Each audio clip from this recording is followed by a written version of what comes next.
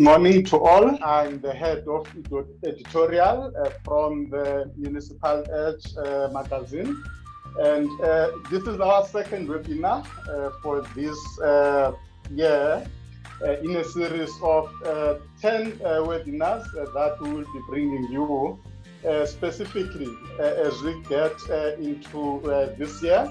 And it is great to have all of you. And without even going further, let me start by thanking the team from the Municipal Edge.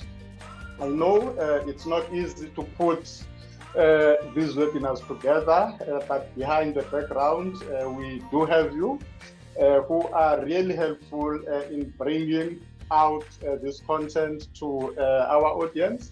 But also we've got Future Cities Africa that also play quite a key role in terms of the work that we do. Thank you, Dan. Thanks to the team at Future Cities Africa. And we've got our partners that I cannot really leave out in the form of SIGFARO, which is our Chartered Institute of Finance, Audit and Risk Officers, together with SALGA, which is the South African Local Government Association. Now, these are our partners in the work that we do, as I've indicated, and they play quite a key role on how do we shape the future of local government, how do we begin to tackle some of these challenges that we talk about, because we are at that level of saying, let's move from talking about these issues, let's move towards ensuring that we've got actions to give effect to all these actions that we are talking about. And of course, on graphics, I can't leave out Sangofa, who's doing a great deal as Chair and the team in terms of bringing us the beauty that we see today. As I'll go further on two of the partners, which is the Chartered Institute of Governance, Government Finance, Audit and Risk Officers, they've got an annual conference taking place in Durban next week. If you are able to join, this is where these conversations are even taken further in terms of bringing the solutions that we talk about. As I've indicated, our partnerships with the South African Local Government Association in quite a number of issues that also include the broader professionalization of local governments. And it's also great because if you look at SALGA, they've got quite a number of events in various provinces that are currently taking place, so as the FARO, that work towards not only the conversations, but the solutions actually going to the ground in terms of the officials and various stakeholders that really play a critical role in what we do. As I've indicated to all of you, the audience, this is our second webinar. And by the way, when we met on the 3rd of March, we committed on the 24th of March, but because of the VUCA world that we live in, we need to be that flexible. If there are emerging issues, we are in a position indeed to be flexible and work around the times available to us. We will be going through all those up to the 24th of November, and I invite you, and you must invite even more for future webinars so that as we have these conversations, as we get experts from the field who must be the ones who give the direction and also giving the specifics of these actions that we're talking about. So take this as an invitation to the future webinars that we will be having after this second one. The next one is on the 21st of April. That will look on issues of leadership. Please do join us on that one as we bring this issue of leadership also to all of you, to all our participants, to the broader, I would say, public, to everyone else who is involved and participates in all these engagements that we are having. I'm just having some issues that I'm sorting on my side. Just bear with me. The sharing of these screens, it must have gotten to other screens that I did not want to show. But as we continue with the conversation, this is what we'll be doing throughout the course of the year, as I try to just exit in terms of this one. So we invite you to participate, we invite you to really assist us as we take these conversations forward. We invite you to be a part of this change that we want to bring within the local government space. And we are having our panelists who are joining us this morning, who will really be taking us through some of the critical aspects of the conversation that we are attempting today, as to what is it that we need to be doing in bringing the change to the local government space. What are these key critical aspects that we need to focus on? How do we influence even the change that we are talking about when we speak about the local government sphere, the local government space in dealing with the challenges that we have. So as we go through and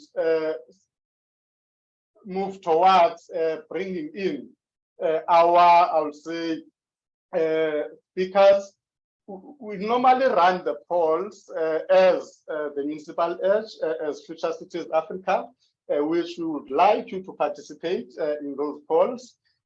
Also, the chat is available for you to be able, if you've got further questions, if you want to interact with our panel, you've got some comments that you want to share, you've got the platform to share such, I would say, comments, to pose the questions and engage with our panelists, because they are here for that reason.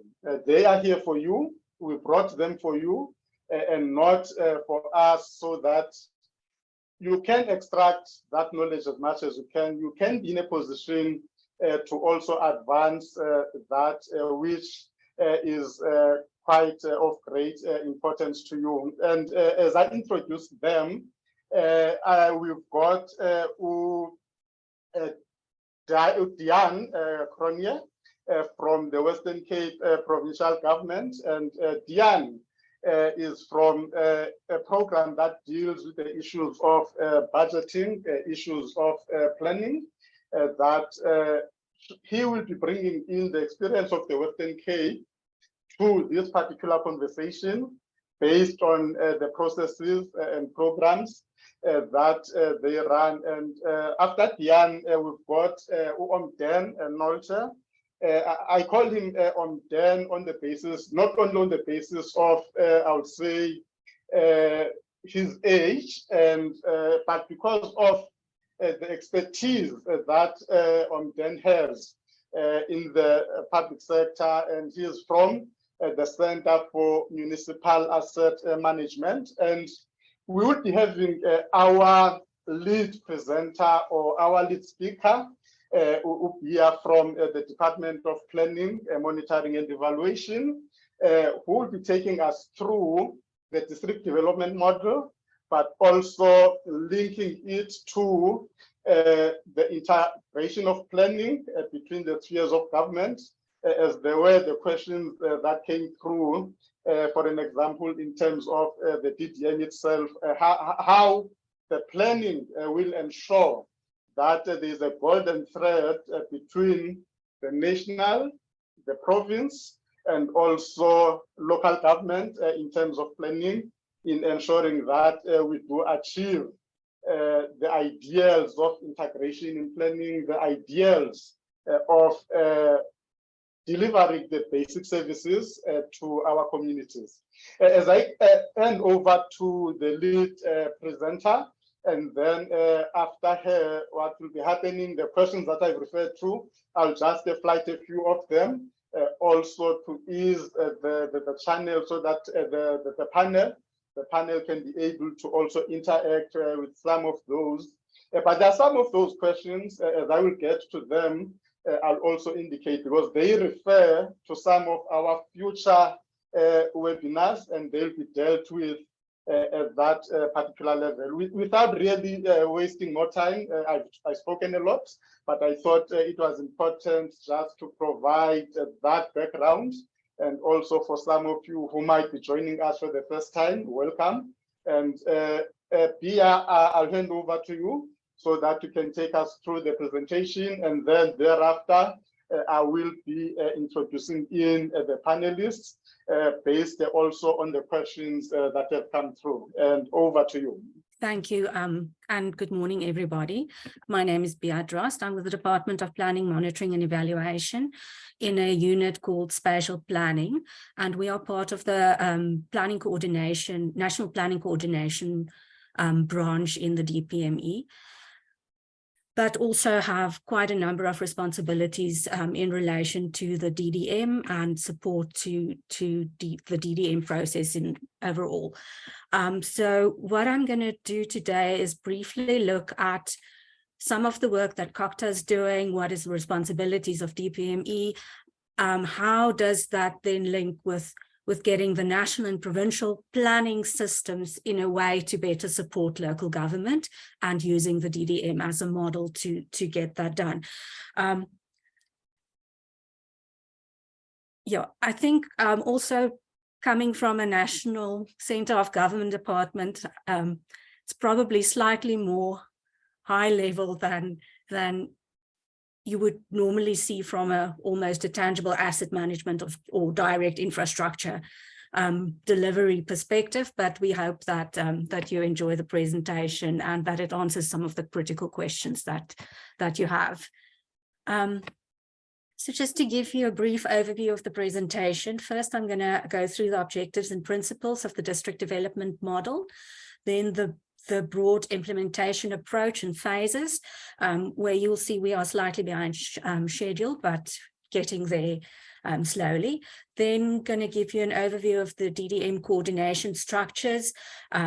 Firstly, a broad overview of all the structures, and then a more detailed zoom into the DDM Presidency Steering Committee, as well as the DDM Implementation Coordination Committee. Then go over to broad roles in terms of in relation to the DDM, so roles of COCTA, roles of DPME, but also roles that we are expecting all national and provincial departments in sectors, as well as our SOEs to fulfill. Briefly going to touch on what is the expectations from the political champions that's been appointed for each of the districts. And after the cabinet shuffle, we are expecting a new updated list of political champions to be announced shortly after the Easter weekend. And then, yeah, also take you through some of the broader linkages to the DPME mandate that obviously goes beyond the DDM. Yeah, so just basically this slide is always used by our colleagues from COCTA in their presentations, but it basically looks at the DDM as a new integrated planning model for cooperative governance, which seeks to foster an integrated and district-based delivery approach aimed at fast-tracking service delivery and ensuring that municipalities are adequately supported and resourced to carry out their mandate. So in terms of this element, you can see that also local government stabilization is an important element of the DDM and quite critical. The next bit looks at the DDM validating local government as an epicenter for development and aims to address challenges by unlocking any blockages to service delivery and stabilizing. Approach pursues development through the integrated one plans per district. And then the overall strategic objectives of the DDM being to address the silos in planning, budgeting, and implementation, to maximize the impact and align plans as well as resources at our disposal through what is called the one district, one plan, one budget. And that is a slogan. And the intention is that it should be collectively developed, but you would still have your IDP being the primary medium-term planning instrument of your municipality that gives then effect to that longer-term plan through your annual SD, BIPs, and budgets. In the same way, you would also want to see at the National and Provincial Sector Department that the strategic plans reflect the broad contribution that the sector makes, but that they also are able to indicate what the contribution of that district, of that sector is to development in a particular district, and that they ensure that where reprioritization is required, to ensure that the departmental interventions align with the priorities to ensure that you put the district on a different development trajectory.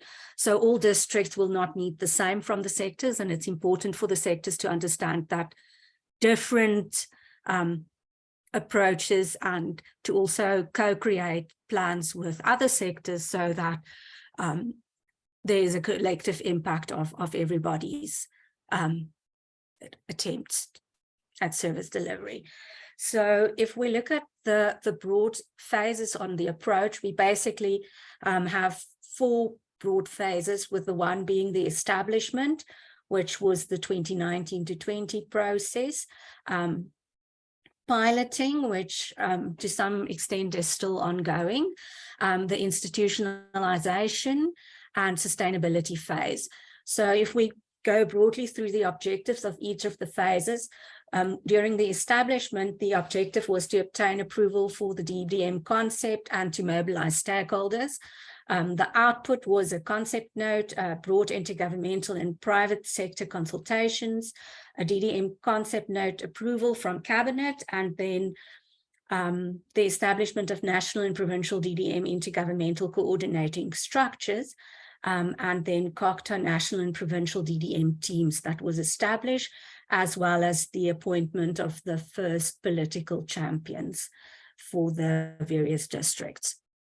During the piloting phase, the pilot sites were launched and established the requisite technical capacity for the DDM implementation. There was basically delivery packages and work streams for each of the pilots. Looked at the launch of the pilots, appointment of an implementing agent, which is the DBSA, development of the profiles for each of the 52 districts, establishing of the DDM hubs in the pilot municipalities, as well as the one plan development for the pilot municipalities. And I'm not going to go through the key indicators. We are currently in the institutionalization phase that attempts to move to improve integrated long-term planning, budgeting, and implementation, and the sustainability of local government. And those delivery packages or work streams focuses on budgetary prioritization and spatialization, one plan development and implementation, intergovernmental coordination and structures, and then also key local government recovery and stabilization.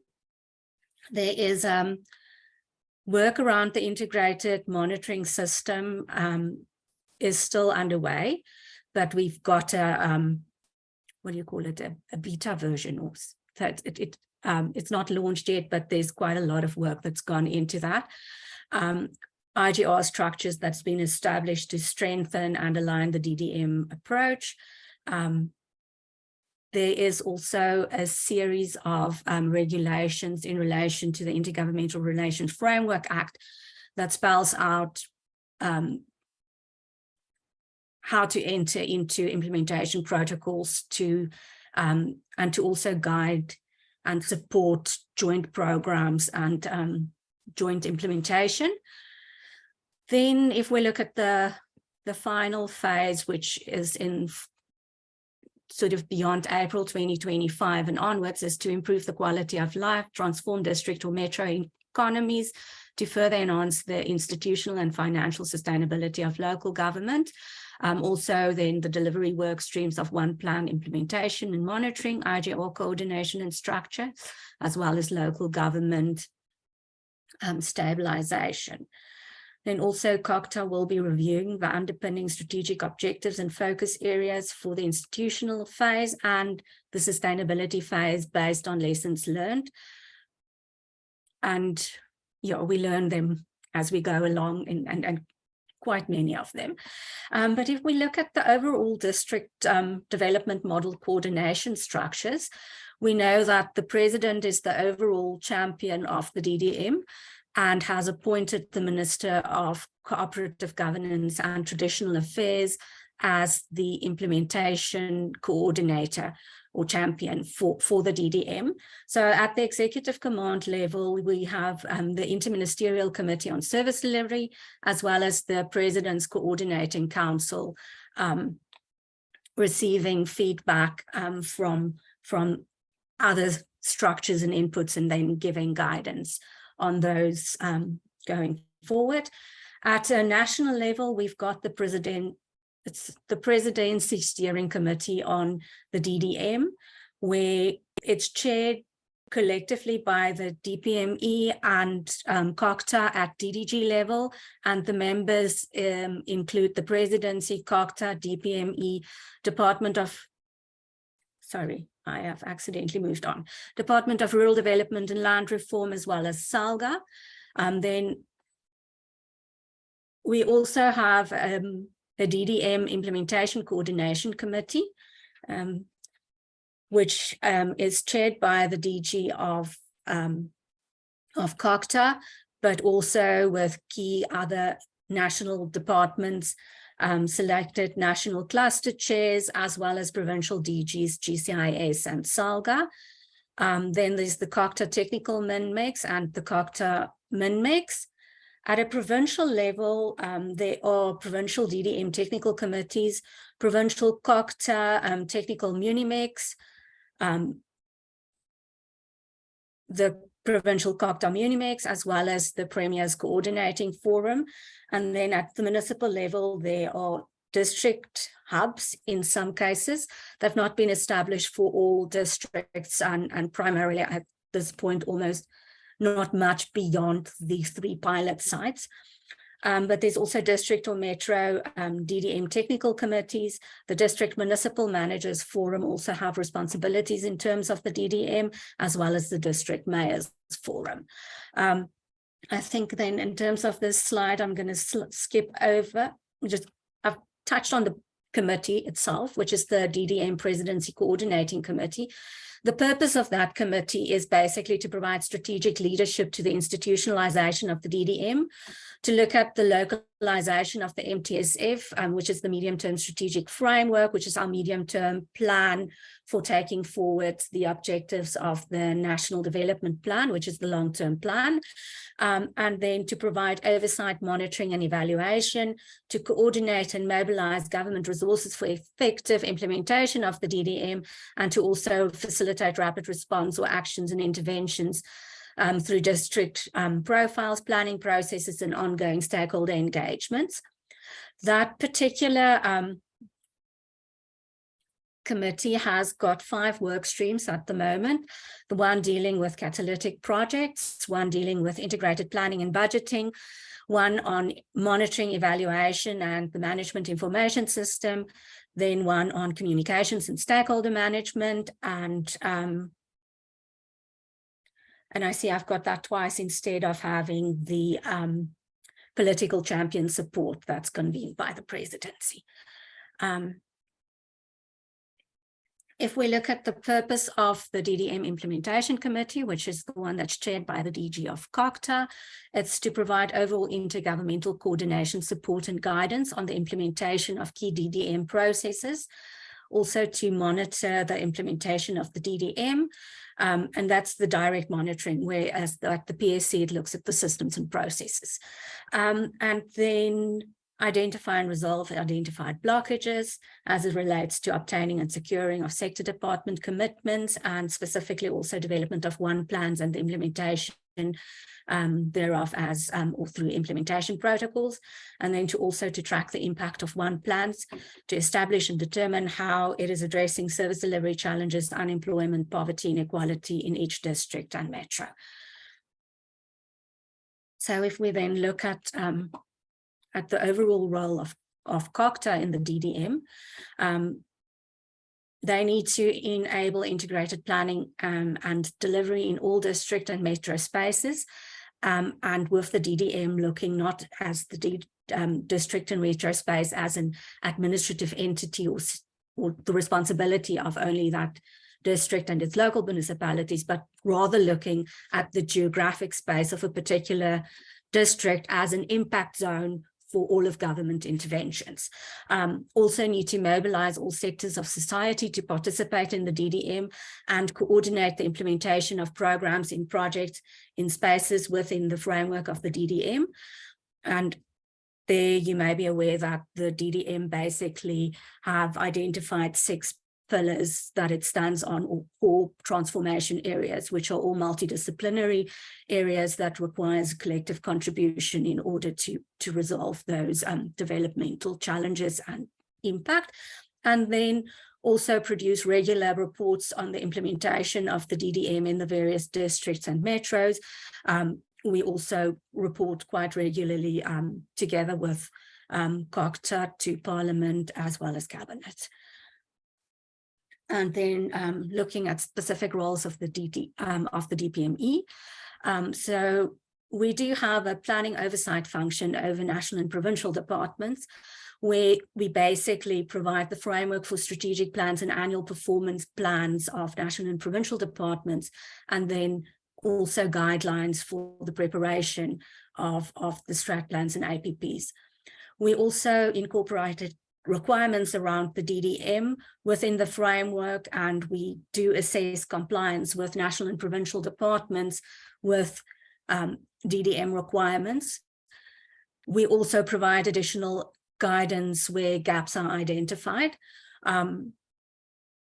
Then I've mentioned the Presidency Steering Committee on the District Development Model, which is basically the Interdepartmental Steering Committee chaired by the DPME and supported by multidisciplinary work streams to ensure follow-through of reforms around planning, budgeting, and monitoring across the planning, monitoring, and evaluation system. If we then go over to the role of provincial COCTAs,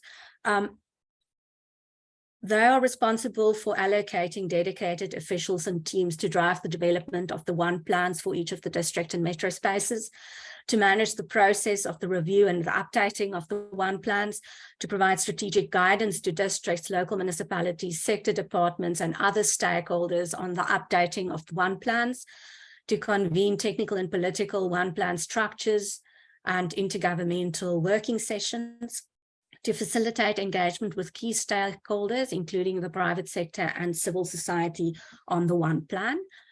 And then the Office of the Premier specifically has the role of content driver, where they also need to allocate dedicated teams or officials to facilitate the development of the one plans, to support COCTA to convene the technical and political one plan structures and the intergovernmental working sessions, and then to also contribute coordinate the contributions, commitments, and budgets of provincial sector departments into the one plan for each district or metro, and ensure provincial sector alignment in the district or metro intergovernmental working sessions.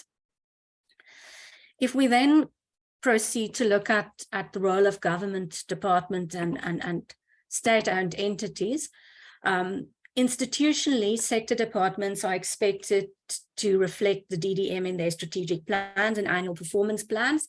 This includes a comprehensive analysis of the internal and external operating environment, including demographic changes, spatial analysis, DDM principles of spatialization and reprioritization must then also be applied there. Then they also have to populate an annexure to the annual performance plan on the DDM specifically, which contains detailed project information per district or metro, as well as details of infrastructure projects, and those both include spatial locations.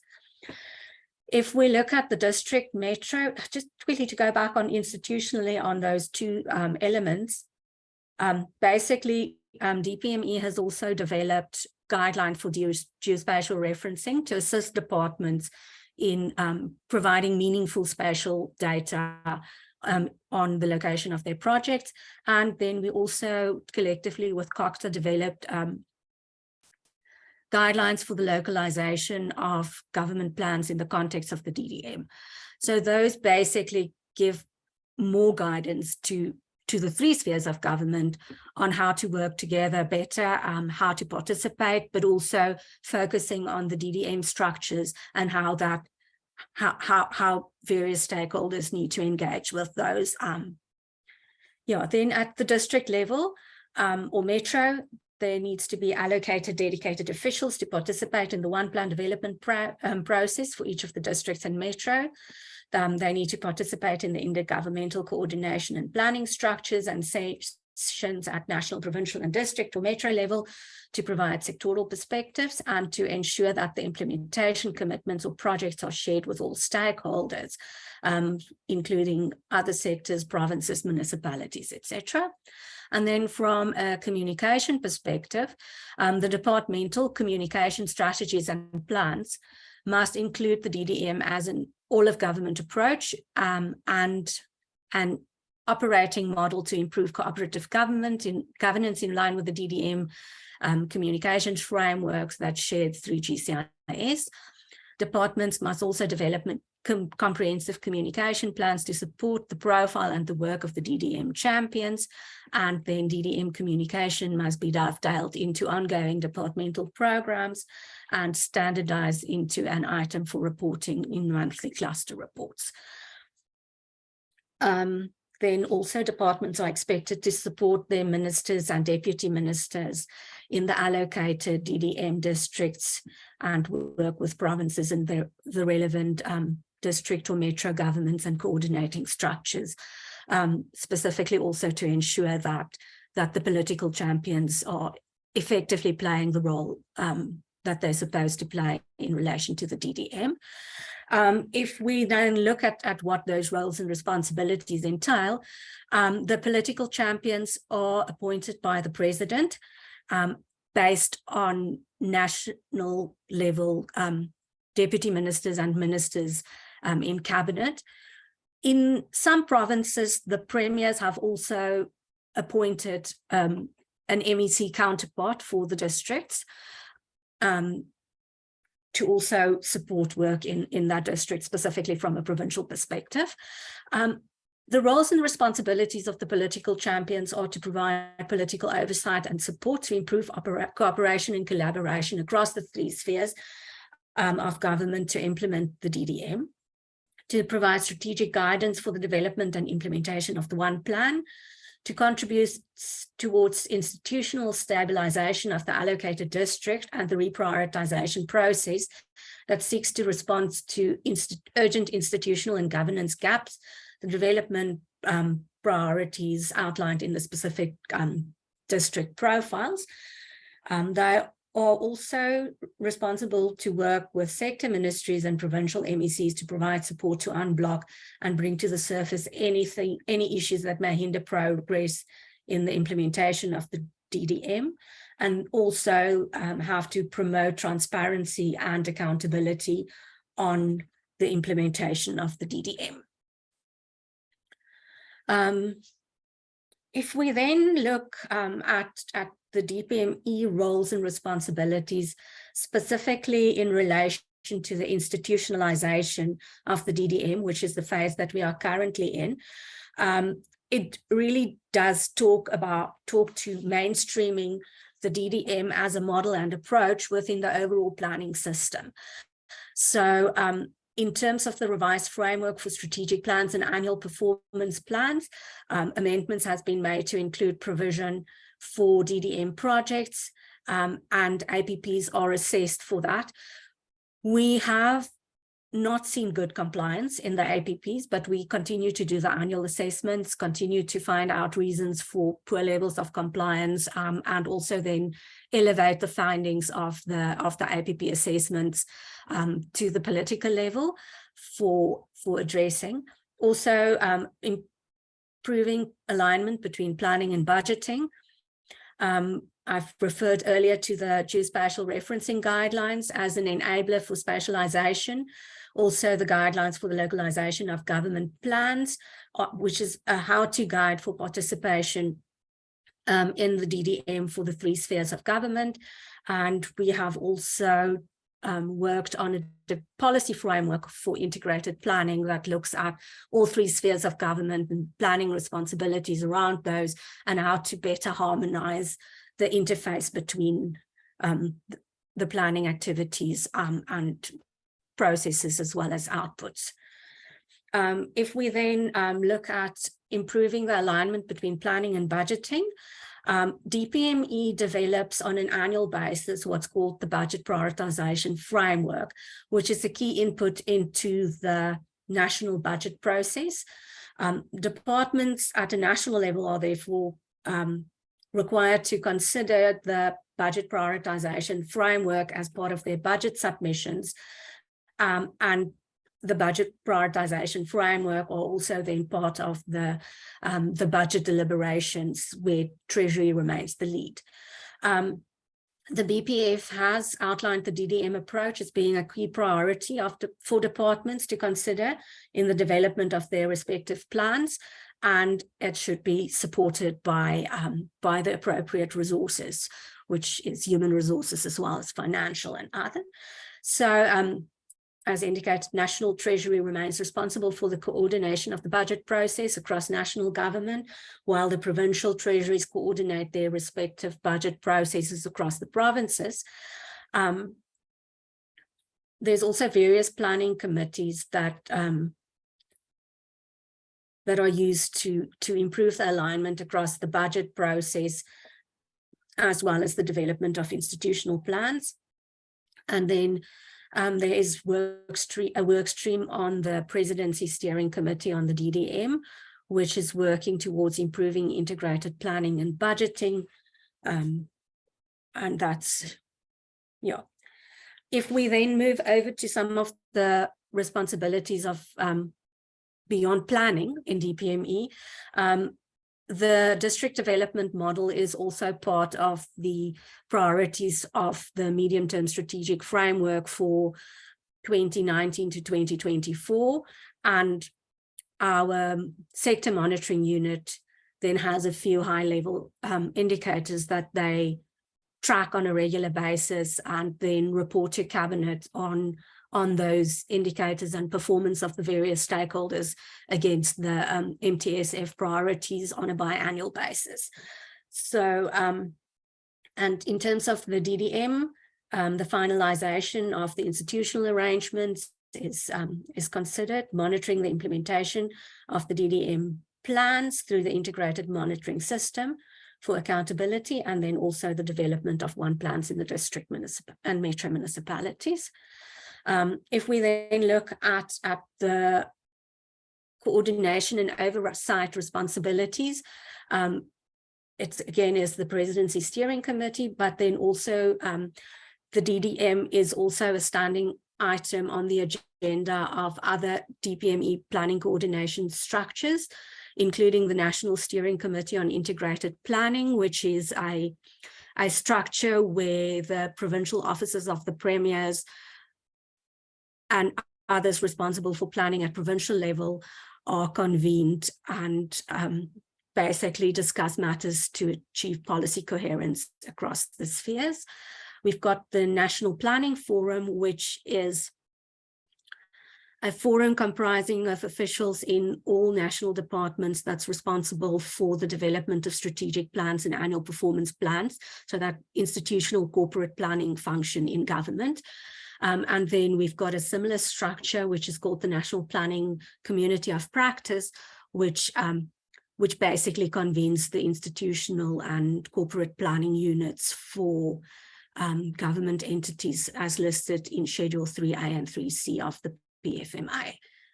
And that's it from my side. So I trust that afterwards you have a sense of what DPME does, but also how some of the broader principles of planning cascades into the system.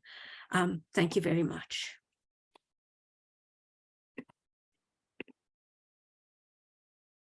Thanks a lot very much. I think you can exit the presentation. Colleagues, and to all the audience, this is the presentation. This is what, in conjunction with COPTA, which is the national department, in conjunction with the presidency, as you have seen, this is the type of work that DPME is doing. But before I bring in our next panelist, which I will also be posing a challenge to him on the basis of your presentation, and maybe Diane, you can start getting ready because as Bia was presenting, there was a part that talks about the role of provinces in the value chain of planning. And I brought you this morning, as I've indicated earlier, and I'm glad I got even from the audience, so some of the people or some of the officials that have worked in that environment. So what is it that the Western Cape government is doing, I'll say differently, looking at your medium-term expenditure committee engagements with municipalities, which are preceded even by other, I would say, processes that started as early as September. But also you'll be touching on the issues of allocative efficiency. But before Diane comes in, Bia, and also as you perhaps preparing to engage with the audience after we take the two panelists. There was a question that came during the registration, as I've indicated, that as you register, we also ask the participants and audience to register some questions. The question was specific to say, is DTM a fallacy as a game changer, or has it failed to align government planning and resources towards one plan? That was the question. But the participant went further to say, is it true that many municipalities are not planning properly? But on then, I believe that's where we'll be coming in as well as we tackle this particular question. Or the audience member further says, is this a reflection on the government's failure to ensure that all the plans that we talk about, be it budgeting, be it planning across government, should be based on the understanding and appreciation of the municipalities, the dynamics that exist in municipalities, the opportunities that are there to use the integrated development plans, the spatial development frameworks as the base to inform these particular plans. But what I like about that submission from Usus Ndombi, I would say, she provides advice, and in this platform, this is one other thing that we advocate. It's one thing that we pose questions, but where we can contribute towards solutions, those are welcomed. She says it will be advisable to explore how the DTM itself can be used to reinforce the coherence, the intergovernmental nature of the collaboration that we talk about, the strategic focus. And you've touched on some of these issues, but as a response to this broader question and proposal or sponsoring the solution, those are some of the issues that you can lash on, because she says IGR mechanism, which is intergovernmental relations, and real joint planning or integrated planning should basically transpire in order to ensure that we really move from ideation to the actions that we are talking about. But that as you prepare for your further inputs, Priya, as we'll be taking you further after the two panelists. But again, as I was saying, Dan, as you also digest this question, when the time for you to come after Diane, then you can start to elaborate on some of these issues. As I've indicated, Diane, share with us your experiences, share with us the experiences of the Western Cape on how I would say Western Cape is getting it right and what can be learned from that process by other provinces, but linking also to the role of the provinces that Ubia has referred on in her presentation. Diane, let me welcome you to this conversation. Okay, I think let's allow Diane to sort the connectivity issue, and I don't think it will be an inappropriate time on then if I bring you in at this point as we allow our panelists to sort out the connectivity. But for the benefit of the audience, Ben is also contributing to our quarterly publication as the Municipal Edge, which will be out within the next couple of weeks. Definitely in the second week of April. If you've gone through our previous publications, you would have come across his input specifically around the issue of infrastructure development generally. But then let's narrow it today for the purpose of this conversation to infrastructure planning and how the DDM can really contribute, or is it contributing, or what needs to be done differently if it was to contribute in the infrastructure planning, and also given the realities out there, because I know almost all of us in the audience, either you were driving somewhere, if you didn't have to negotiate a road with the pothole, you were lucky, or if your refuse was supposed to be collected in one way or the other, that are broadly service delivery issues. Do we really see this planning coming through specifically in the area of service delivery? But then, from your experience, what is with that from the planning perspective, even with the lever of DDM in this case? What is it that we're not getting right, and what is it that we can even improve on in dealing with the state of our infrastructure? And then we'll take Diane after you've come in on then. I believe he's sorted now. On then, over to you. Yes, I think it's still it's still good morning to everybody from a chilly Hilton in the Natal Midlands. Very interesting to listen to Bia, that explained the DDM, the model, and the where we are going. I am fully in support of that. The thing is, it's not a new concept. The development regulations that were already promulgated in 2001 had one of its cornerstones that there must be, at a district level, there must be coordination of all the plans. So we've had this on our law books for quite some time, but it seems like we haven't been implementing that. It makes a lot of sense, that we actually make sure that we do things on a larger scale. We're looking at a bigger picture. The other item that obviously feeds into this is the individual integrated development plans from a local level. That obviously is not taken away. These are the building blocks. If we're looking at a district plan, the building blocks will be what's made up within that district.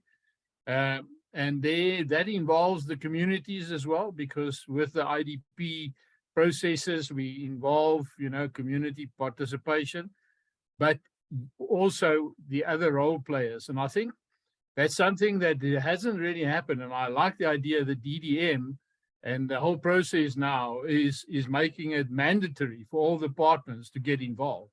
And they will have to get involved even to that level, because that is where most of the things are happening on the coalface, where we're looking at the basic needs of the communities.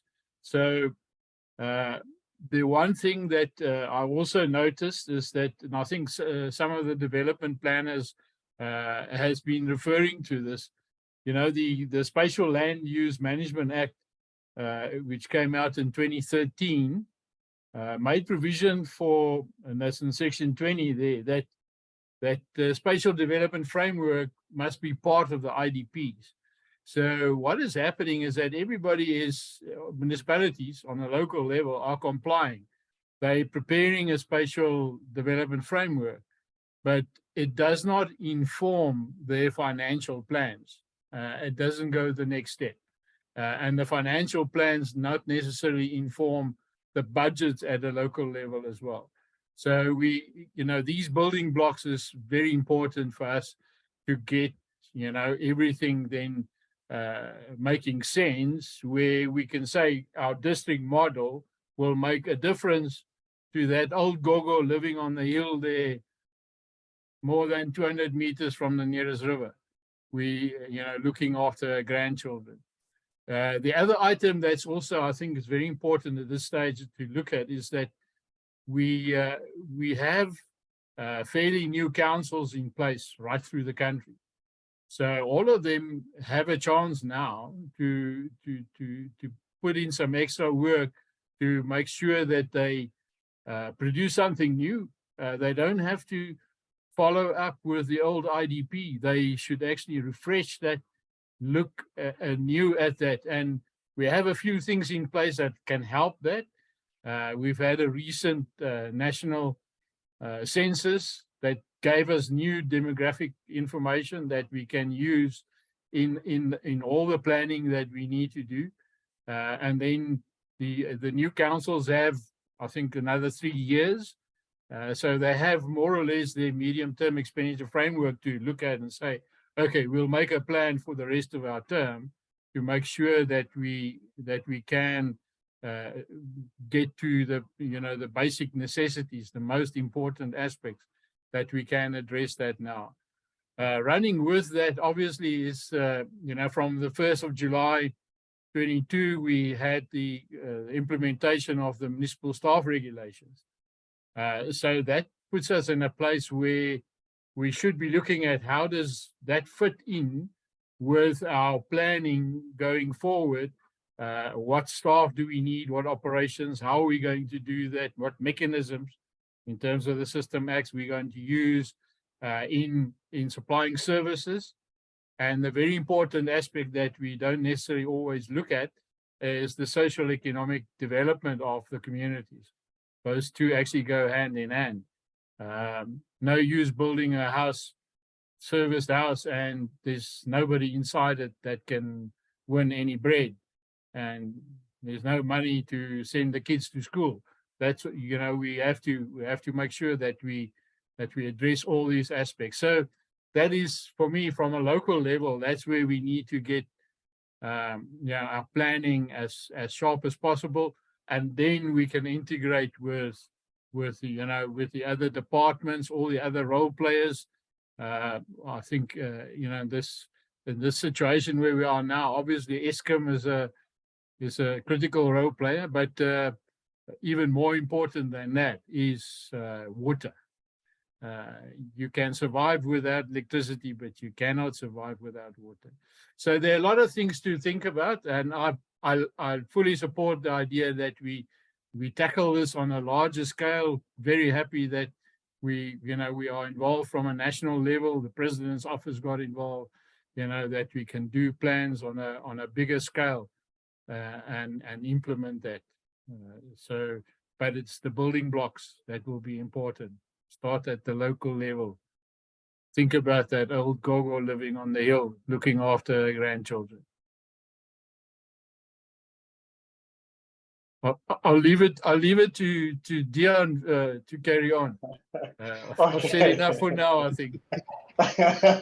No, thanks a lot. Thanks a lot, Danny. Even before I welcome Dion in, noting specifically a key input on Dan on what you said, the involvement of community. Because I think that's one area that we need to get right, but the question will always be the how part. I'll be asking Dan, because I indicated earlier on that we run some polls in between our sessions, to bring up the first poll of today, and somehow it on Dan asks our participants for an example. As a participant in this webinar that you are in this morning, it's still the morning, yeah? Are you participating in the IDP and budget process in your municipality? It's just a yes or no. Are you participating? Are you even aware that there are such processes as the IDP and the budget process? And by the way, all the municipalities in the country, most of you might know, if you don't already know, by today, they should be tabling their draft IDPs, their draft budgets, and other related policies to their respective councils to allow then exactly the involvement of the community in that particular, those processes of reviewing those documents. Now, the question is, to you as a participant, are you participating in those particular processes? Are you aware?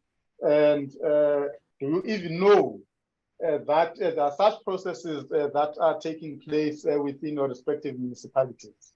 This is the data that we use as well in terms of our future webinars, so that they can also be informed by the data that we collect through these sessions.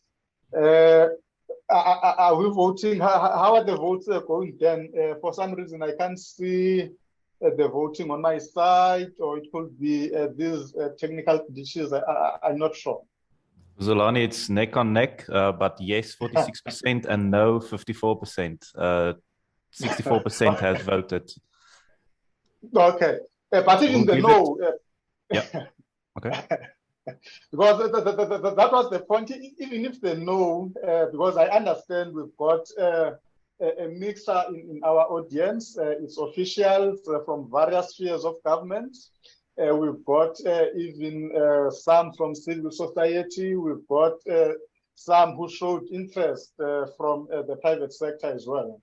So even the no, it's still huge, even if it was probably less than the 54%, but it then confirms that there is a lot that needs to be done exactly on the point that we're mentioning of involving the community in ensuring that these plans are informed at that particular level. And as we get in to you, Diane, and I hope you managed to get my line of thinking, or our line of thinking, in bringing you to this platform to say, in the Western Cape, and based on experience, you seem to be running a process that I can tell you I've been to 3 treasuries.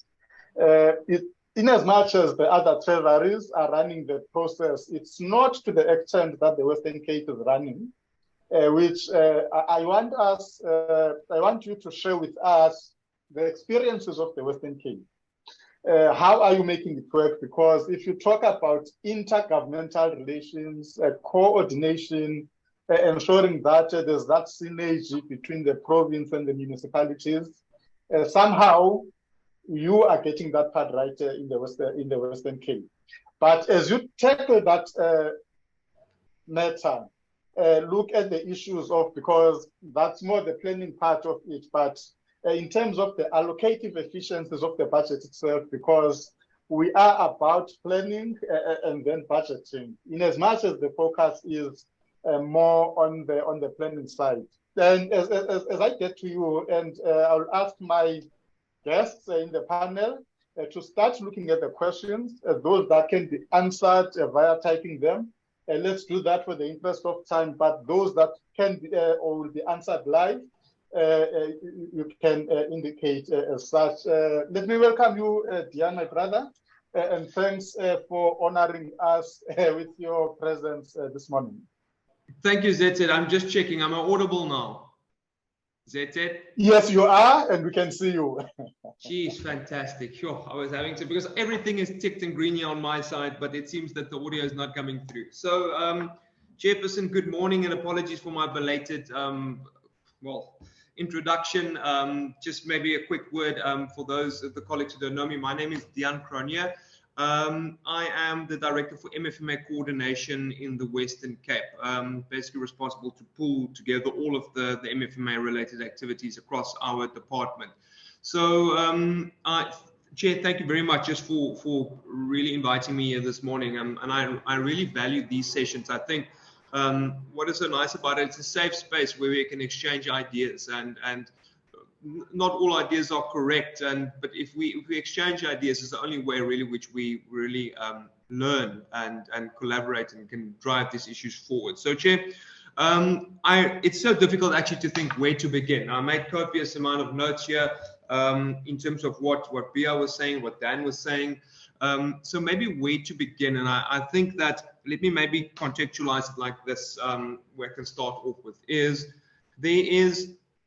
there's always this perception, and it's difficult when we address forums as a Western Cape, because I think that our performance, and as you rightfully indicated, our audit performance and outcomes really testify that maybe we are doing something right in the Western Cape.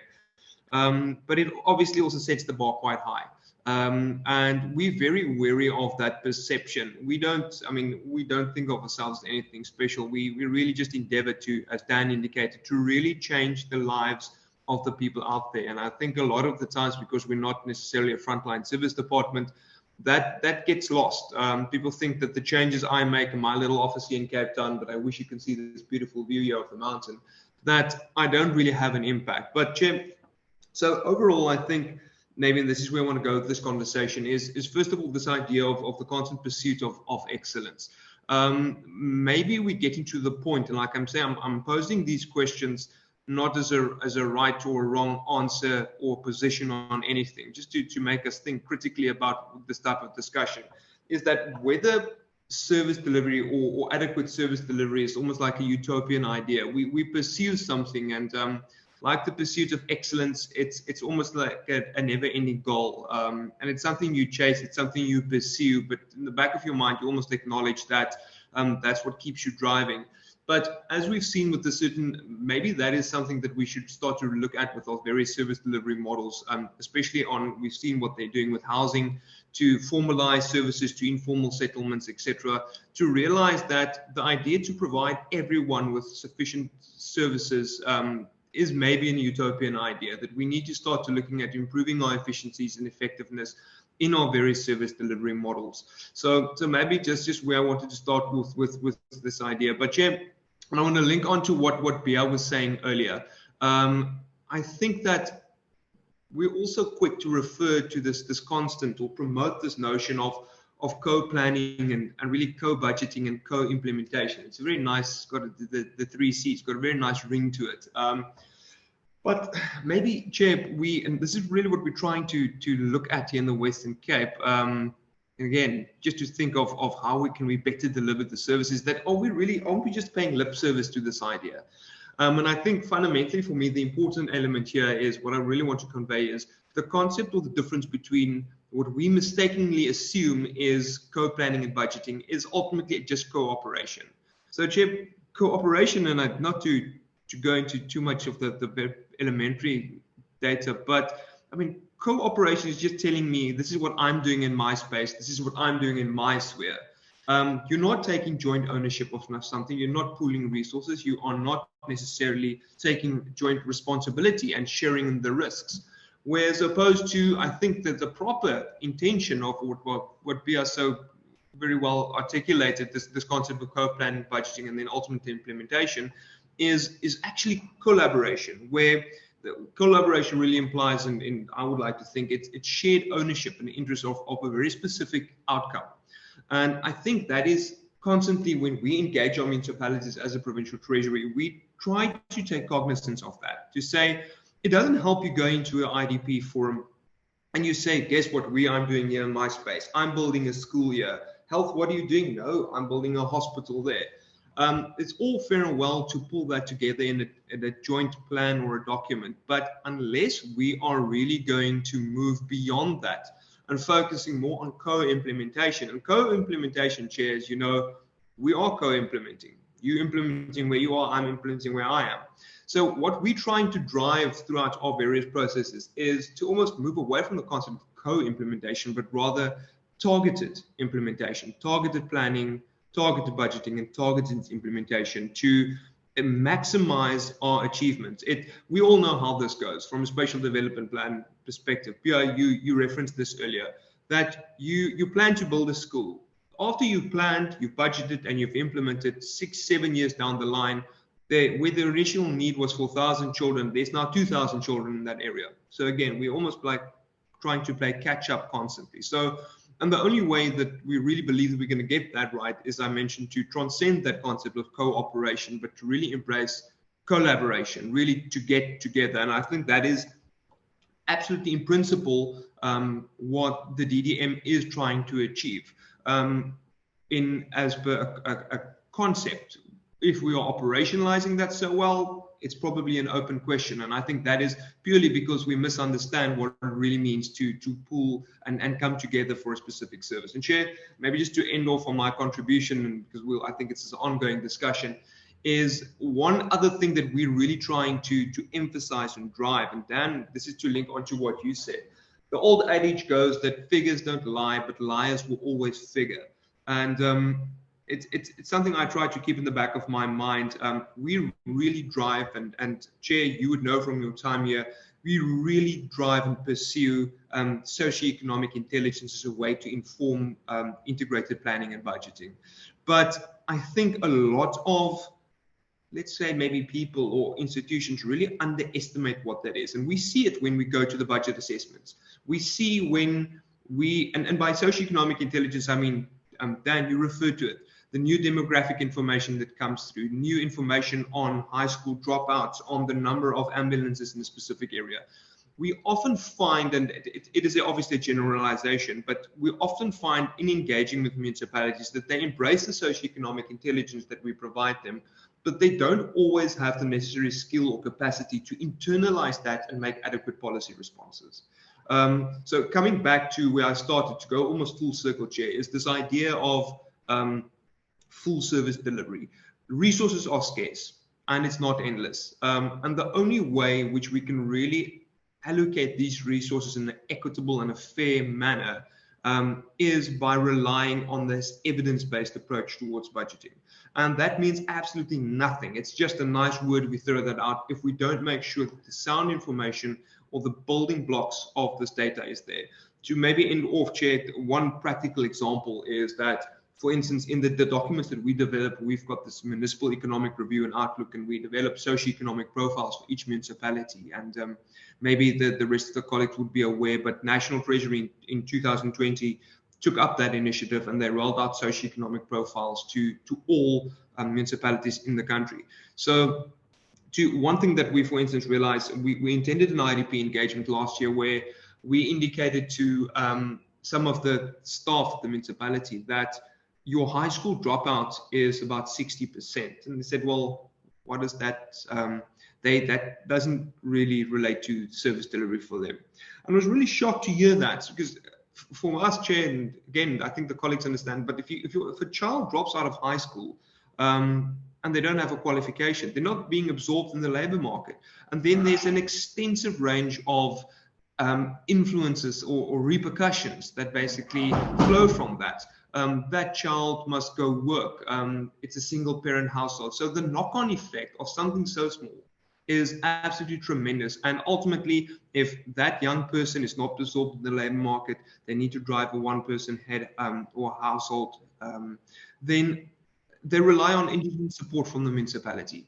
And that means less revenue for municipality, puts pressure on your budget. So yes, it is significantly important, and we don't always think that they see those linkages between the various socioeconomic variables.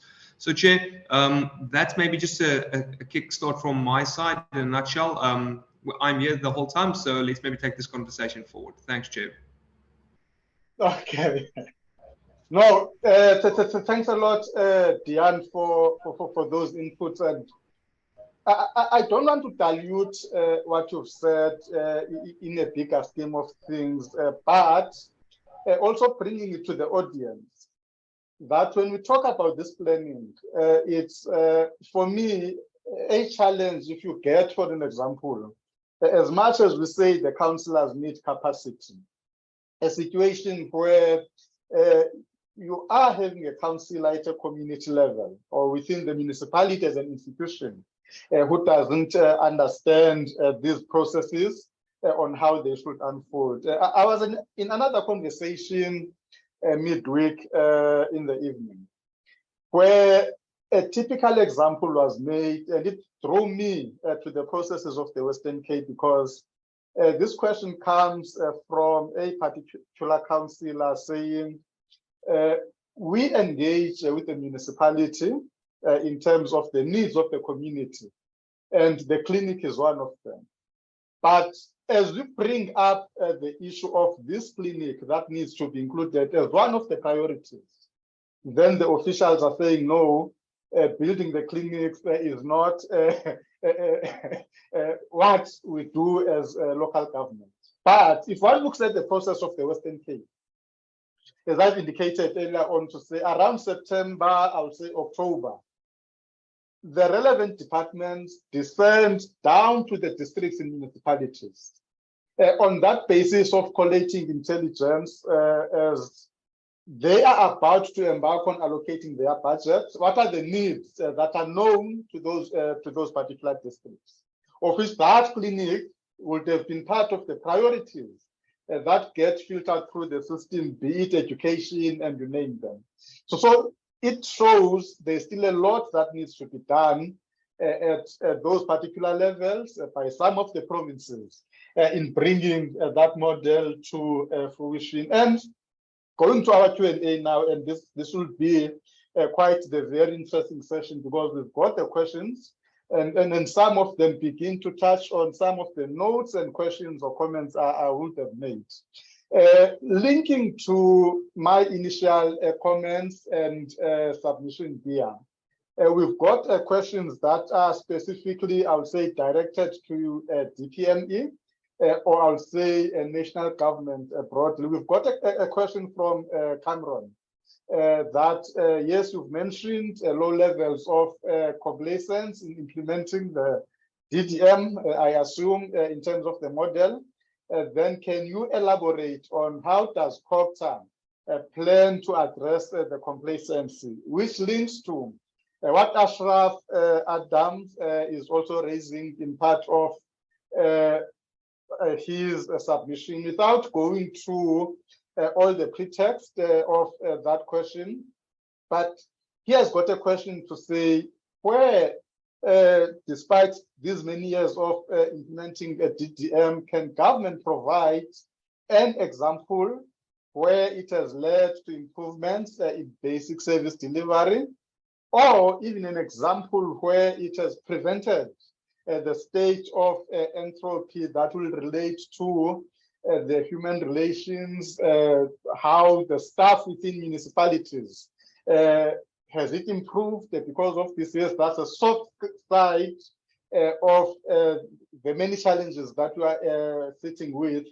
But where it has been implemented, are there successes that we can point to? What are the learnings from those projects or programs that are being implemented as a form of the DDM? And I'll keep on referring these questions to the panelists, or if the panel wants to come in as well in one area or the other, you are welcome just to interject, because this is a conversation also in trying to deal with these particular issues. Over to you, Bia, as you attempt to just provide some inputs on the questions that have been posed.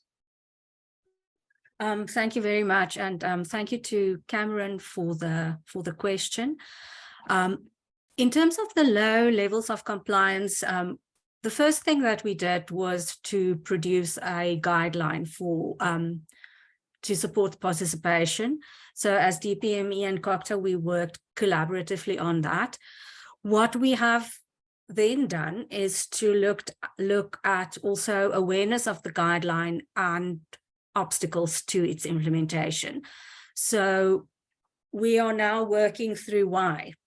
And to get to some of the root causes, we, for instance, looked at, asked national departments how many officials do they have that participates in the DDM process.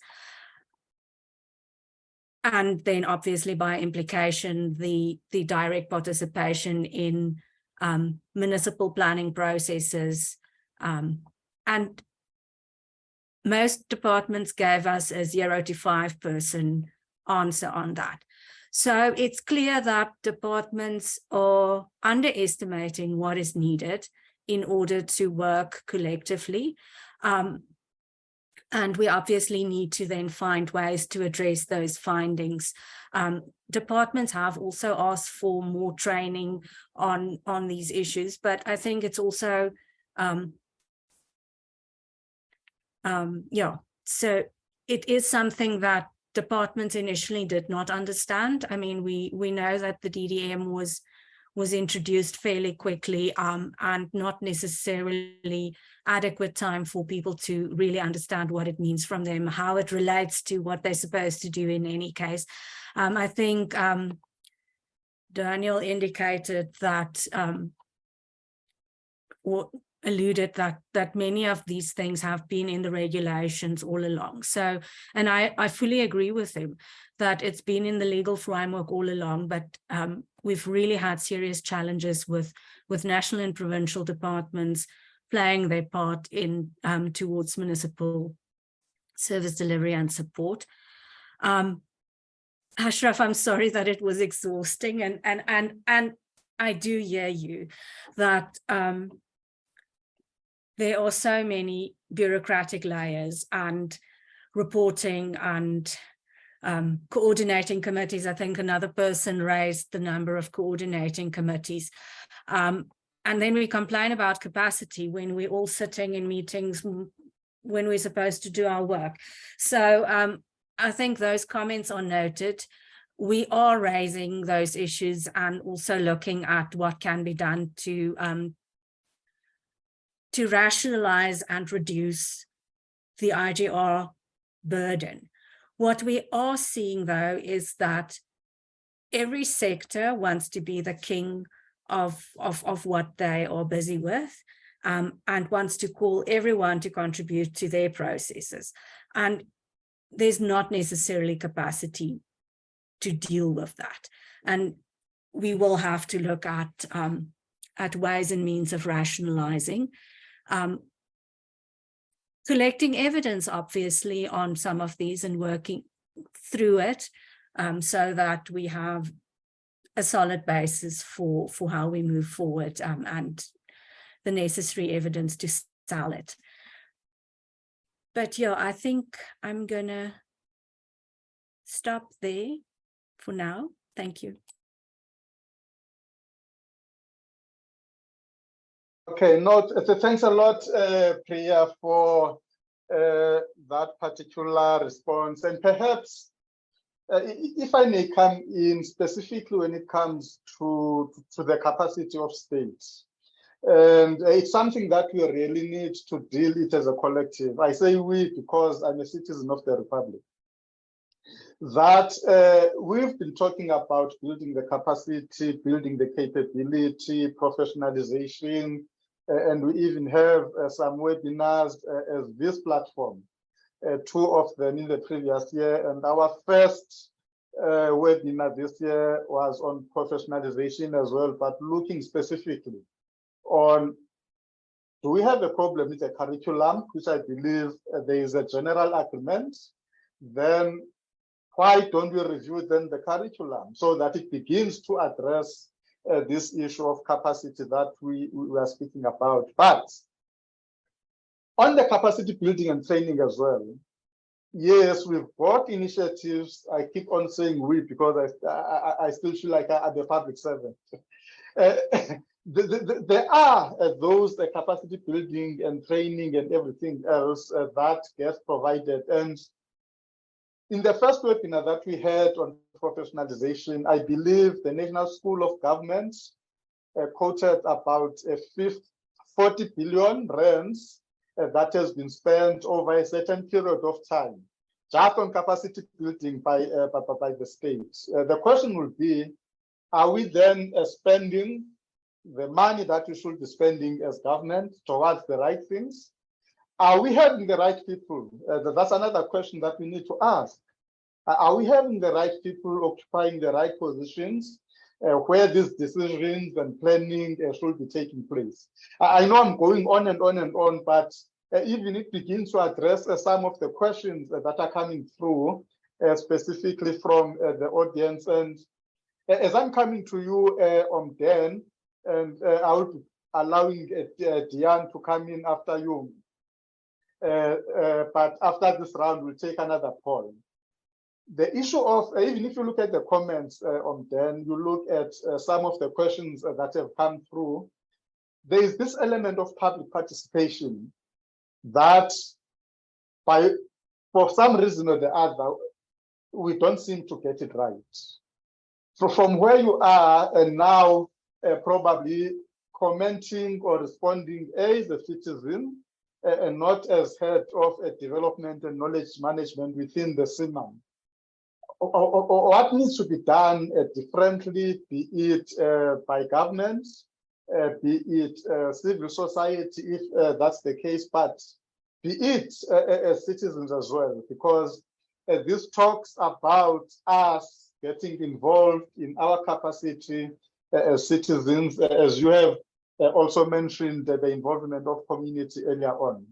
How do we address that specific issue on them?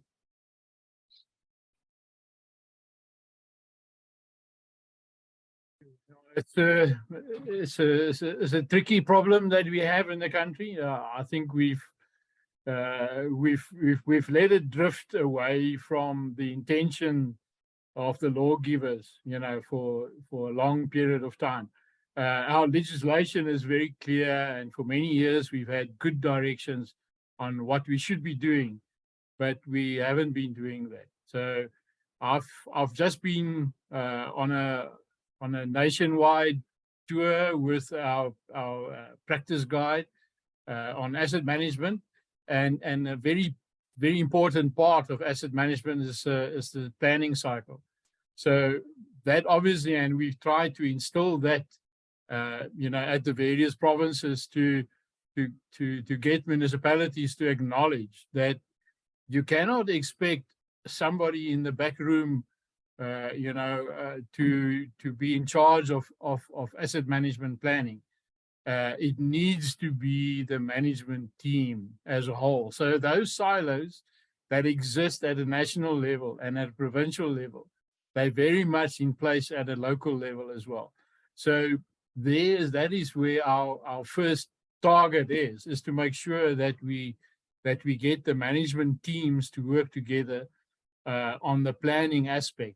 And the planning aspect, the planning phase starts tomorrow. If you deliver your current IDP today now with your budget aligned to that, then you start tomorrow on working on reviewing that. I think we've placed it in little compartments. Now we'll do it. We'll have a look at it at the end of the year, or and we'll start with a new process in September. No, there should be constant monitoring at a local level, and in other words, your participation process should be ongoing. There should be communication between the management and the community on a continuous basis. So I think we're falling flat on that. And that is the one part, is ensuring that we know exactly what the community desires and what they need. We know that people don't always get what they want, but they should get what they need. As far as we can, we're able to produce that. The one aspect that is very important that I think we sort of also missing in here is that in terms of Section 19 of the MFMA, whenever you decide on a project, you should also show how you're going to finance that, how you're going to pay for it now or whenever it's delivered in the year or in the next 2 years, but also how you're going to operate and maintain that particular asset for its whole lifetime. And the other side of it, where are you going to get the money to pay for that? So if we do that in terms of the legislation, then obviously we need to consult with all the various departments, that we don't start doing things in duplicate, where I've seen municipalities where they've actually done maintenance on provincial roads. That was not their responsibility. They've used MIG grants for that purpose. So we actually get even the grant side of things, we get that correct as well. We should make sure that we do that then in that fashion on a district basis. I think the other aspect here that's very important, if we look at the districts then, is that we make sure that the different departments from a national level also make sure that their districts look the same as the municipal districts, because I've seen there's some areas where there's the boundaries are not necessarily the same. So if we're talking about district development, yes, let's get it all involved in exactly the same areas, and then we can bring in all those stakeholders. Once we can talk, we can break down the silos on a municipal level. We all talk the same language, the community services and the infrastructure and the finance, and everybody is talking the same thing. They've agreed already, this is what we can do, this is what we should do, this is what we can afford to do. Then they take that to the community, get feedback from the community, and then approach the other stakeholders as well to see what else is there that can be added, where, to make sure that we get the total plan for the district. We build it up from the bottom up. We must be wary of having the top-down approach. We should definitely look at it, from a bottom-up approach, build it up in that fashion. Then it can work, and I'm sure we can make it work if everybody is involved in the same plan, have the same focus, the same, to where are we going with this. I'm always thinking about that old gogo that's looking after the grandchildren on that hill outside of 200 meters from the river. How are we going to make sure that she gets what she needs? It's not only cities, where I think a lot of the thinking goes about that, but we need to make sure that we cater for all instances, all different areas within the country, whether it is inner cities or it's deep rural areas. It must work for everybody. So yes, community participation, that should be, and I think you'll see in the new Municipal Edge, I wrote an article on community-based development of assets, that it must be based on what the community needs and what is identified on that basis. That is where we need to go, and make sure that they get their basic needs. This I've reiterated on this quite a number of times now. Did the presentation at SIGFORO at the CMAM, Local Government Asset Management in Durban as well, on the planning aspects and how we must look at the basic needs of the community in this country. If you're not attending to that, there are those two sayings, and I'll leave you thinking about that. The one is a satisfied customer, you can change that for consumer, pays gladly. So that will solve a lot of your revenue problem if you can make sure they're satisfied with what they're getting, your consumers. And the other one, which is very important now, and that was Dr. Willem Steenkamp who coined that phrase. He said, a contented person do not protest. So you will also, if you make sure the people are content within your municipal area, within your district, then you will get away from all the protests and all the destruction. Thanks a lot, Omden, for those insights. And there's a developing conversation, Diane, specifically if one looks at the questions that are coming through, and even if one goes through the comments, in beginning now to link the plans and the budget. If I can take a specific question from an anonymous attendee, and the question says, there are so many structures and committees, correctly so, that refers to also the bureaucracy that I believe Ashraf referred to earlier on, which is these many players that are involved. Then how can the DDM quickly and efficiently help local governments in practical terms now, and how quickly can the local government, which is municipalities, expect help with that regard? But I want to draw your attention in the brackets of that question, Diane, because the anonymous attendee refers to the IDP with modeling with the long-term financial planning, which is very important, and then linking those to the budgets.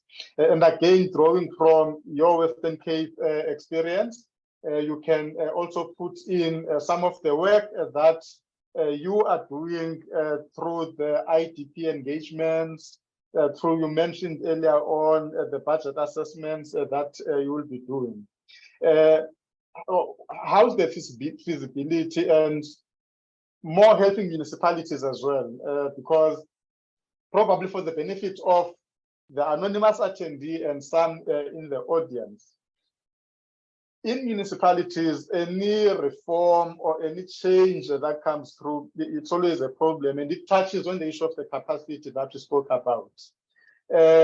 At times, they will tend to block the reform, and some of the things are mainly because it's how the reform is brought to that particular space.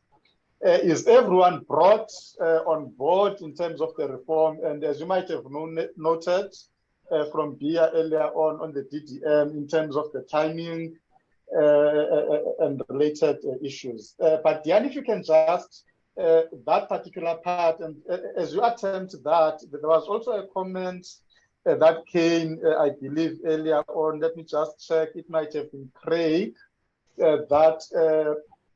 Getting National Treasury Treasury's insights on the budgets as per the MFMA, and also making a specific reference to his own municipality. But again, with the public participation processes, Craig, that's the element that we'll also be looking at, I think, in one of our webinars, if it's not September, but it will be in our next publication on dealing with the IDP public participation processes. But Diane, going back to the anonymous attendee, specifically those insights, what can you share with us this morning and the audience? Well, Chick, can I just quickly take you back to the concept of public participation? I shared with the colleagues, and they can maybe just see in the chat, I shared a link to the MERO, the Municipal Economic Review and Outlook deliverable. It's one of our key publications, and it's an APP deliverable for us, which we develop every year. And just to link that back to your question, Chair, on public participation, I think we really need to, it's maybe very pragmatic, but we really need to make our budget information and the IDP information more appealing. And this is what we try to do with that MERO document. Maybe if you'll understand my comment if you have a look at that, to introduce infographics and informative or more concise summaries. We live in the modern age of digital information. It means we process large amounts of information, which really, science or studies have shown, really reduces our attention span. So I think once you get that method right, you can focus on really the message. So what is the IDP in budget is crucial to really ensure that you get an overall quality of life. But does the citizen understand that? If you want to do that, you have to be responsive. You need to personalize that message. So I think government as a whole, across all three spheres, really need a bit of a digital information transformation. And so ultimately, we have to ask ourselves the question is that in the modern age which we live in with social media and cell phones, we've significantly improved our reach, but why do we not get the responses? How does that message or the product that we're trying to sell, to advocate for, the services that we provide and the importance of the citizen in that process, how does that get lost? Why is it that we've got the highest number of voter apathy since the dawn of democracy, but the highest reach ever with the digital age? Let me rather not go into the failure of government to, in certain areas, provide services and how that really breeds citizen resentment and despondency.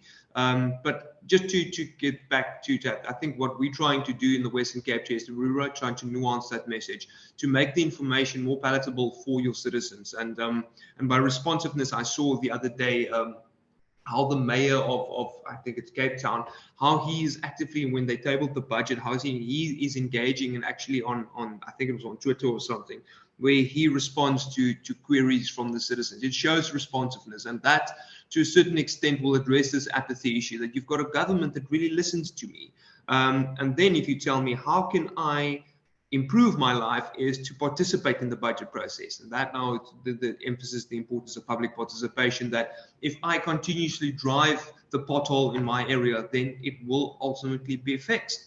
It's a two-way street, obviously. It's obviously not just from the citizen, but it's also from government. How responsive are we to those needs? But Chair, to pull back to your last question that you made, is to really reflect. I think that we need at a certain times we need to take a step back. You spoke about the various linkages, and I'm trying to share a picture there, but ultimately that I'll say, I don't think I can manage this now, but I'll share it afterwards, is that there's a golden thread, Chair, that runs through the entire municipal accountability cycle, or the performance cycle, if you will. And it starts with the NDP. It pulls through into your provincial strategic plans, which then is aligned to your IDP. And a lot of the times, I think that general observation is that not everyone, we lose sight of that, the importance to align our plans. Come back to that very notion that Pierre was trying to articulate through the DDM, and this issue of co-planning and co-implementation and budgeting, that the only way you can really land this and ensure that we provide targeted interventions and targeted support and service delivery is if we align our deliverables.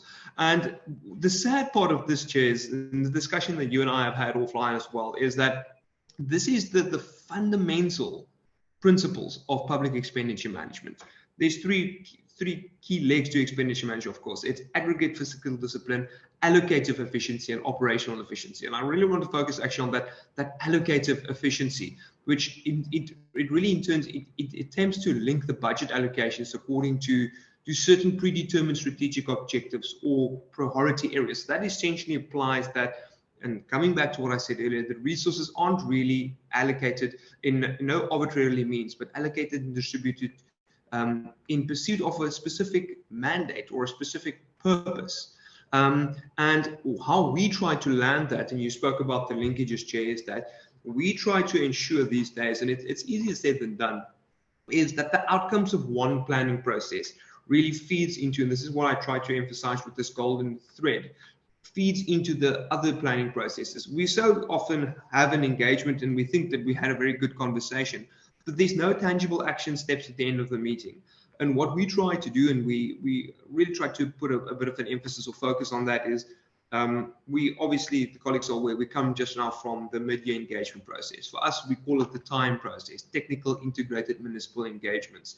And that is where we engage the municipalities on their adjustments by or the 6-month performance. But we make sure that, does that 6-month performance, how does that link back to the commitments you made 6 months ago when you tabled your budget in March and approved it in July? Did you make good on those promises? And if you didn't, what corrections can you make through your adjustments budget and your IDP to make sure that you are adequately set up for the new budget year? So again, the outcomes of one process is the income of the inputs rather, of your subsequent and your follow-up processes. And only once we've realized that once we've started to drive those issues and proper log it, assign responsibilities, and put timeframes to it, again, easier said than done, then we realize that we start to gain momentum. But I think that the problem is 2 departing thoughts from my side here, which is difficult, is that how do you strengthen the provincial and the municipal interface? I think the answer is probably through what Bia was trying to demonstrate with the DDM, to make sure, you alluded to that in your comment, how do we make sure that the issues that feeds out of our municipal processes is elevated to that provincial one? You indicated that the provincial departments come to the municipal engagements, rightfully so, Chair. Fantastic, they do come. But what happens to those issues? If the mayor indicates that they need or the MM says that they need a bridge over this river, is that bridge landed in the budget and at least acknowledged somewhere? Again, it's very difficult with so many conflicting priorities to land all of these issues. But we find that that's a lot of the times the inability to elevate the issues from the municipal planning process up into the provincial planning process.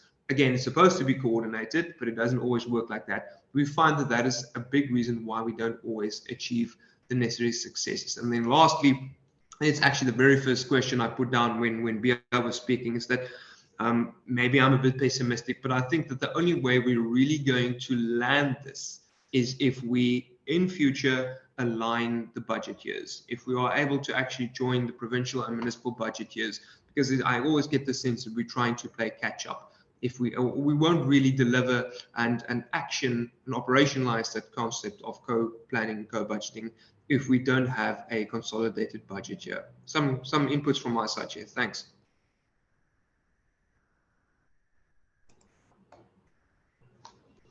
Thanks a lot, Diane, for those inputs, and they are quite, I would say, much appreciated from the level of, I would say, expertise, but also, as we referred earlier on, the way, I would say, the Western Cape Provincial Treasury works, for an example, with the Department of Local Government in gathering that intelligence. Because a good plan will be based on intelligence of the officials who deal with this particular information, which also, I believe, tends to make, I would say, some of the lives a bit easier. Because of time, and I wouldn't like to keep any of us beyond, I would say, 12 o'clock. I will take Ubia also, as she will be closing.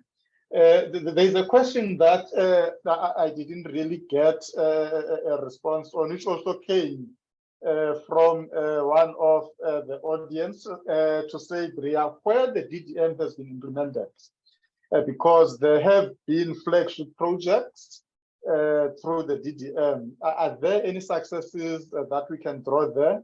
What are the learnings that then will influence the overall implementation of the DDM, even beyond the pilot sites that were identified? But I will be allowing the panelists back after the poll that is going to come up now, because it's important that we keep on interacting, as I've indicated even earlier. Even some of the responses that we get do really assist us in the work that we do. So this question is, From your own experience and observation, do you think government infrastructure planning and implementation are well coordinated? We've heard from the three guests this morning presenting from their different angles, from their different perspectives. But with what you heard, with what you know, with what you understand on the ground, do you think the infrastructure planning specifically and implementation thereof are well coordinated? Is there something better that can be done? That's the conversation you can take through the charts. Yes, we've heard the presentations this morning. We've heard the inputs from our three guests who were really trying to elaborate on these issues. Again, then I have the problem of the previous time. I can't see the results on my side, but I believe with quite a number of participants in attendance, we should be getting some insights in trying to answer that question. Do you think specifically the government infrastructure planning widely and implementation thereof is well coordinated? Can there be something that is done better? And based on the inputs that we've received, how best? Yeah, at 96% from the 26 out of the 27 who have voted, they are saying no. It then says we need to do more. That's what it is telling me to say, yes, we've got this conversation today. We got the insights from you, but how do we then begin to practicalize the things that you are talking about? And again, as I was saying prior, it also begins with taking the successes of, we talk of the DDM now. Are there notable successes? Are there the learnings? And you can also take that as your closing remarks, as I've indicated, that I would like to give the two other panelists their closing remarks as well, so that we can also see how do we take what is transpiring. I'm looking just on the polls now today in terms of the outcomes. Yes, it's a mixture of the audience, but it also means something needs to be done at all levels, be it at a community level or the citizens, be it with the public representatives who are really the medium of communication between the citizens and the administration of the municipality. But most importantly, how do we build that capacity within our state organs for them to be able to be responsive to the needs of the people of the Republic? Let me give you a Bia just for closing remarks, and also just addressing this specific question that has come through. We've noted many of the questions that have come through, as we normally say, they are not going unnoticed, but we just had to focus on some of them to drive the conversation. But if out of the questions, there are those that necessitate further conversations, we will definitely take them up and do so. Let me give back to you, Bia, as we try to move towards wrapping up. Thank you, Zulani, and thank you for the other respondents for the inputs and comments that they have made. Yeah, I didn't respond to that question because I think it's a very difficult question.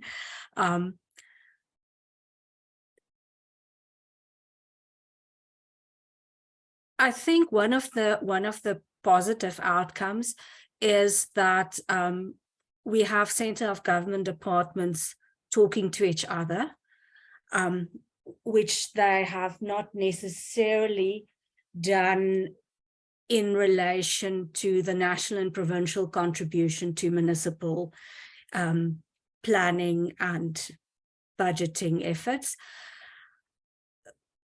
so that is a success story. I think there is also success in agreement that certain systems and processes should not be duplicated, but should be centralized for use by all.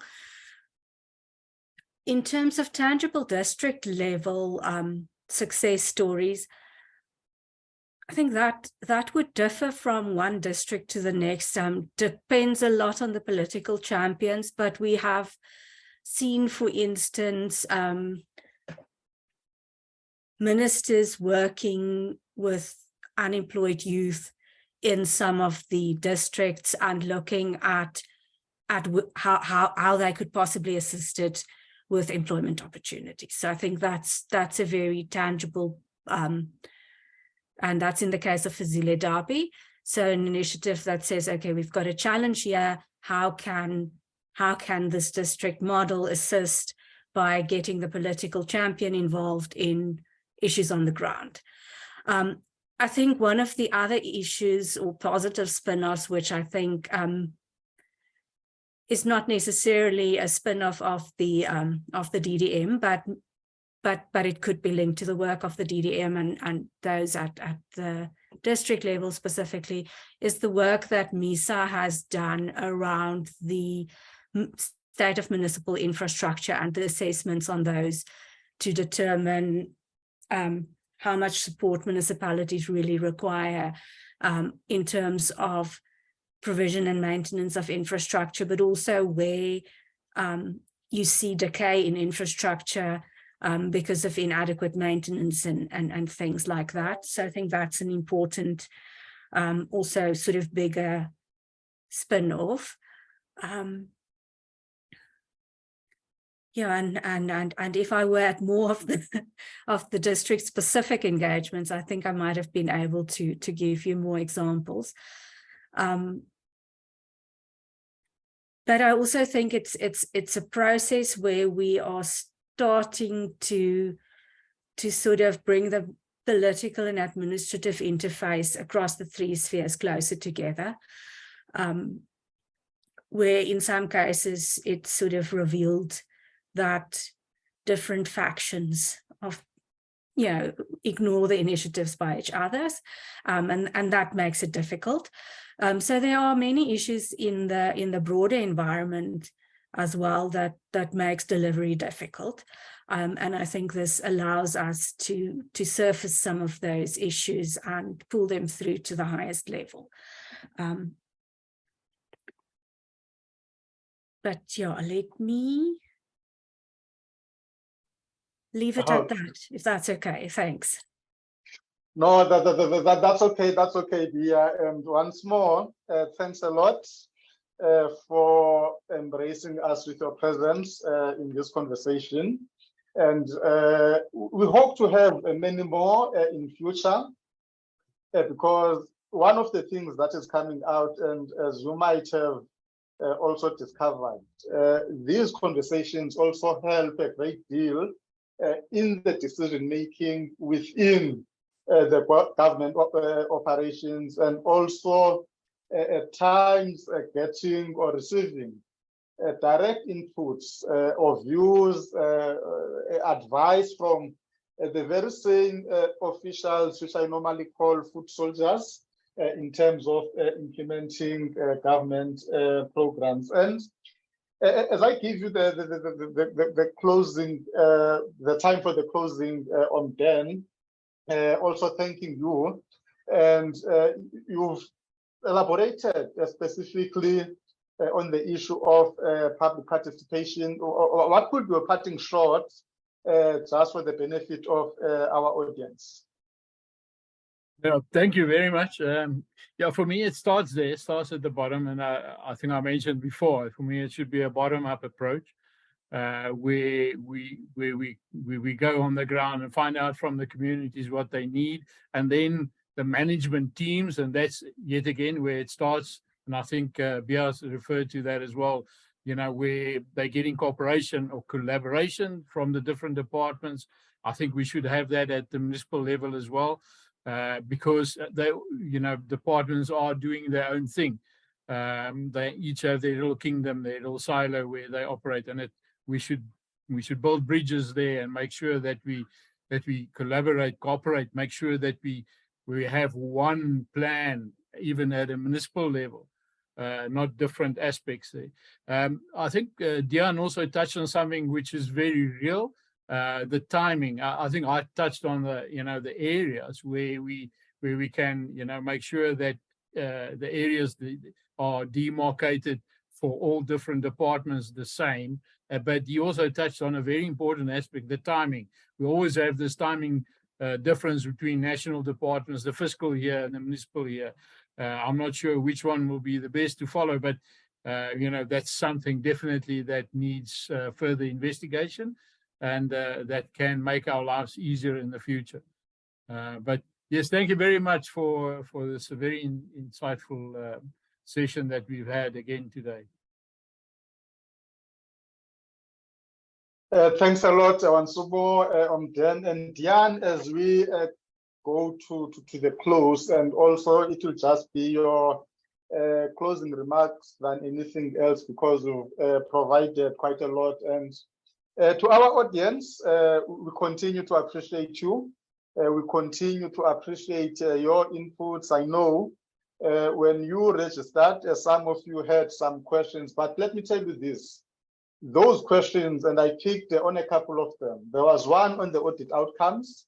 We've got a specific session or webinar that will come in a couple of months. It must be in July, if I'm not mistaken.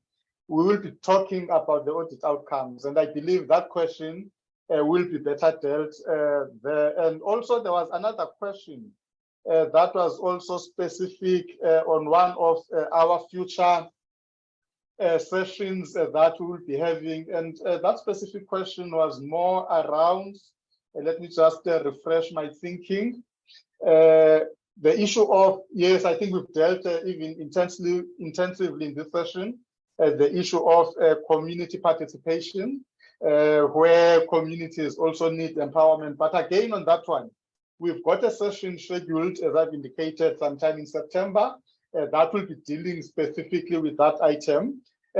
Dian, your closing remarks, and again, as we close, thanks to our audience, we continue to appreciate you.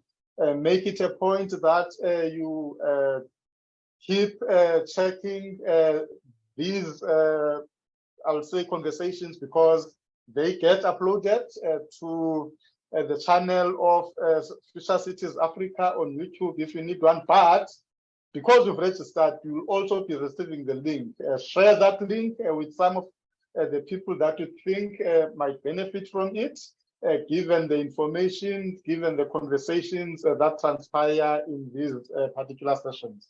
Let me give to you, Dian, and then we will be closing shortly. So, Chair, just to thank you. This has really been really insightful, and I think that, as I mentioned when I started off, I say that sometimes when we meet in public forums, and formal forums rather, we tend to be too stiff, and we don't want to have open and frank conversations with one another. And I think that it's sessions like this that really help us to connect with one another. So thank you just very much, Chair, for providing this platform and allowing me to participate today. I'm really looking forward to seeing the colleagues again in future. Thanks, Chair. Thanks a lot once more, colleagues. And again, to all those who assisted us, be it to secure the guest speakers, because some of you in the audience assisted in that, or be it the teams that have been working tirelessly then behind the scenes, and the entire team at Sangofa in terms of ensuring that we've got quite nice graphics for this particular work, and of course the team at the Municipal Edge. From my end, I thank you very much, and I believe to see most of you on the 21st of April when we try to get to this issue of leadership. We talk about leadership, but how do we take it perhaps to the next level? We've been talking about it. What is it that we are not doing that we should be doing? I hope to see you then, and also perhaps even in our future webinars. enjoy your Friday, being the last day of March. And for all those of you who were involved in the preparation of the IDP and the budget, I say, good job. You've done well. Today is the last saving date. But another challenge for each and every one of us begins next week. As those IDPs and budgets get to the public domain, how do we interact with them? How do we look at them and also provide inputs where we can? But until we meet again, God bless you and enjoy your afternoon.